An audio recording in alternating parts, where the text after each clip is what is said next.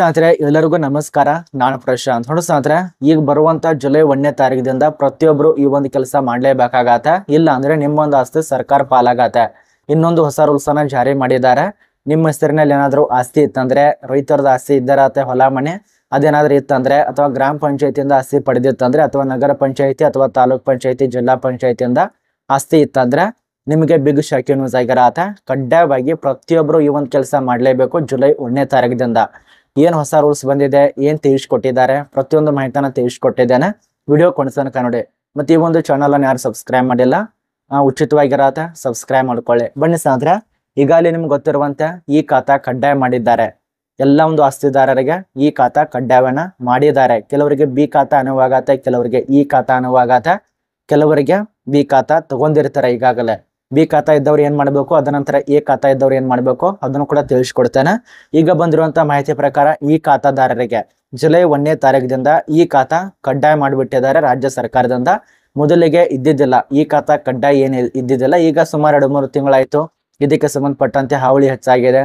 ಅದ ನಂತರ ಕೆಲವು ಜನ ಮಾಡ್ಸಕ್ ಹೋದ್ರೆ ಟೈಮ್ ಇರಲ್ಲ, ಟೈಮ್ ಇದ್ರೆ ಸರ್ ಅವ್ರು ಬಿಜಿ ಇರತ್ತೆ, ಎಲ್ಲಿ ಅಪ್ಲೈ ಮಾಡಬೇಕು ಏನು ಅಂತ ಅಂತೇಳಿ ಗೊತ್ತೇ ಇರೋದಿಲ್ಲ. ನಿಮ್ಮ ಮನೆ ಬಾಗಿಲು ತನಕ ರಾಜ್ಯ ಸರ್ಕಾರದಿಂದ ಈಗ ಈ ಖಾತಾ ತಂದು ಕೊಡ್ತಿದ್ದಾರೆ. ಹೇಗೆ ಏನು ಅಂತ ಒಂದೊಂದು ತಿಳಿಸ್ಕೊಡ್ತೇನೆ ಪ್ರೊಸೆಸಿಂಗ್ ಮೂಲಕ.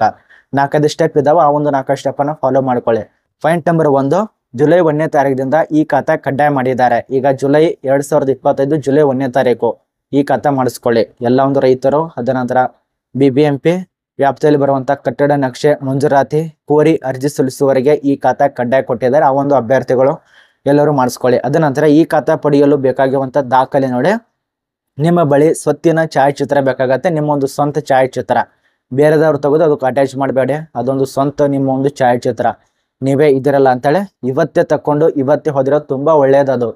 ಇವತ್ತು ಮುಂಜಾನೆ ಹೋಗ್ತಾರಲ್ಲ, ನಿಮ್ಮೊಂದು ಫೋಟೋಗ್ರಾಫಿ ಸ್ಟುಡಿಯೋ ಇರತ್ತೆ, ಅಲ್ಲಿ ಹೋಗಿ ಡೈರೆಕ್ಟ್ ಅವ್ರಿಗೆ ಹೇಳಿ ಈ ಚೆನ್ನಾಗಿರುವಂತ ನಾನೊಂದು ಫೋಟೋ ತೆಗಿ ಅಂದ್ರೆ ಅವರು ತೆಗೆದು ಕೊಡ್ತಾರೆ. ಆ ಒಂದು ಫೋಟೋ ತೆಗೆದುಕೊಂಡು ಆಫೀಸ್ ಹೋಗ್ಬೇಕು, ಎಲ್ಲಿ ಏನು ಅಂತ ತಿಳಿಸ್ಕೊಡ್ತಾನೆ. ಇನ್ನೊಂದು ಹೋಗ್ಲಿಲ್ಲ ಅಂದ್ರೆ ನಿಮ್ಮ ಒಂದು ಮನೆ ಬಾಗಿಲು ತನಕ ತಂದು ಕೊಡ್ತಾರೆ ರಾಜ್ಯ ಸರ್ಕಾರದವ್ರೆ. ಅದು ಹೇಗೆ ಪಡ್ಕೋಬೇಕು ಅದನ್ನು ಕೂಡ ತಿಳಿಸ್ಕೊಡ್ತಾನೆ.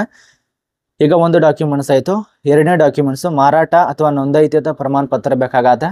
2 ಡಾಕ್ಯುಮೆಂಟ್ಸ್ ಆಯ್ತು. 3ನೇದಾಗಿ ಆಸ್ತಿ ತೆರಿಗೆ ಮತ್ತು HSC ಸಂಖ್ಯೆ ಬೇಕಾಗತ್ತೆ, SAS ಸಂಖ್ಯೆ ಬೇಕಾಗತ್ತೆ.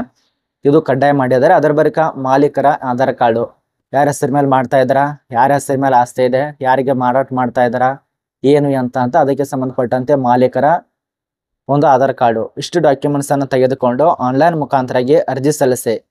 ಒಂದು ಸ್ನೇಹಿತರೆ 2 ಪ್ರಕಾರ ಕೊಟ್ಟಿದ್ದಾರೆ, ಇಲ್ಲಿ ಕಾಣಿಸ್ತಾ ಇರಬಹುದು. ಇದೇನು ತಿಳಿಸ್ಕೊಟ್ಟಿದ್ದಾರೆ ಅದ್ರ ಪ್ರಕಾರ ತಿಳಿಸ್ಕೊಡ್ತಾ ಇರೋದು. ಈ ಒಂದು ನೋಟಿಸ್ ನಮ್ಮ ಒಂದು ಟೆಲಿಗ್ರಾಮ್ ಗ್ರೂಪದಲ್ಲಿ ಸಿಗತ್ತೆ, ಚೆಕ್ ಮಾಡ್ಕೊಳ್ಳಿ. ತೆಳಗಡೆ ಡಿಸ್ಕ್ರಿಪ್ಷನ್ ಭಾಷಣ ಇರತ್ತೆ. ಅದ್ರ ಬಳಿಕ ಸ್ಕ್ಯಾನ್ ಮಾಡ್ಕೊಂಡು ಒಂದು ಅರ್ಜಿ ಸಲ್ಲಿಸೋದಕ್ಕೆ ಕೊಟ್ಟಿದ್ದಾರೆ. ಇನ್ನೊಂದು ಡೈರೆಕ್ಟ್ ಆಗಿ ಮೊಬೈಲ್ ನಂಬರ್ ಕೊಟ್ಟಿದ್ದಾರೆ. ಆ ಒಂದು ಮೊಬೈಲ್ ನಂಬರ್ಗೆ ಕಾಲ್ ಮಾಡಿದ್ರೆ ಸಾಕು, ಅವರೇ ನಿಮಗೆ ಆನ್ಲೈನ್ ನಲ್ಲಿ ಅರ್ಜಿ ಸಲ್ಲಿಸ್ತಾರೆ. ಡೈರೆಕ್ಟ್ ಆಗಿ ಆ ಒಂದು ಪ್ರಿಂಟು ಏನ್ ರಾಜ್ಯ ಸರ್ಕಾರದಿಂದ ಬರುತ್ತಲ್ಲ, ಆ ಒಂದು ಪ್ರಿಂಟ್ ನಿಮ್ಮ ಒಂದು ಮನೆ ಬಾಗಿಲು ತನಕ ಪೋಸ್ಟ್ ಮೂಲಕ ಬರುತ್ತೆ, ಅಥವಾ ಡೈರೆಕ್ಟ್ ಆಗಿ PDF ಕಳಿಸ್ಕೊಡ್ತಾರೆ. ಕಡ್ಡಾಯವಾಗಿ ರಾಜ್ಯ ಸರ್ಕಾರದಿಂದ ಈ ಖಾತಾ ಮಾಡಿದ್ದಾರೆ. ಜುಲೈ 1ನೇ ತಾರೀಕಿನಿಂದ ಪ್ರತಿಯೊಬ್ರು ಕೂಡ ತಗೊಳ್ಳೇಬೇಕಾಗತ್ತೆ. ಇಲ್ಲಾಂದ್ರೆ ನಿಮ್ಮೊಂದು ಆಸ್ತಿ ಸರ್ಕಾರ ಪಾಲಾಗತ್ತೆ. ಇದು ಹೊಸ ರೂಲ್ಸ್ ಕೊಟ್ಟಿದ್ದಾರೆ. ಇದು ಸಹಾಯವಾಣಿ ಮೂಲಕ ಮನೆಯಲ್ಲಿ ಕುಳಿತು ಜನಸೇವೆಯಿಂದ ಅರ್ಜಿಯನ್ನ ಸಲ್ಲಿಸಿಕೊಳ್ಳಬಹುದು. ಅಂದ್ರೆ ಮೊಬೈಲ್ ನಂಬರ್ ನೋಡಿ 08049203888 ಈ ಒಂದು ಮೊಬೈಲ್ ನಂಬರ್ಗೆ ಕಾಲ್ ಮಾಡಿದ್ರೆ ಸಾಕು, ಅವರಾಗಿ ನಮಗೆ ಅರ್ಜಿ ಸಲ್ಲಿಸಿಕೊಡ್ತಾರೆ. ಅರ್ಥ ಆಗಿದೆ ಅಂತ ಅನ್ಕೋತೀವಿ. ಈಗ ಬಂದಿರುವಂತ ಮಾಹಿತಿ ಪ್ರಕಾರ ಜುಲೈ 1ನೇ ತಾರೀಕಿನಿಂದ ಮಾಡಿದ್ದಾರೆ. ಅಪ್ಲೈ ಮಾಡುವಂತ ಎಲ್ಲ ಒಂದು ಅಭ್ಯರ್ಥಿಗಳು ಈ ಖಾತಾ ಪಡೆಯಲು ಆಸ್ತಿ ನಿಮಗೆ ಬೇಕಾಗಿತ್ತಂದ್ರೆ ಮಾಡ್ಕೊಳ್ಳಿ, ಬೇಡ ಅಂದ್ರೆ ಬಿಟ್ಟುಬಿಡಿ.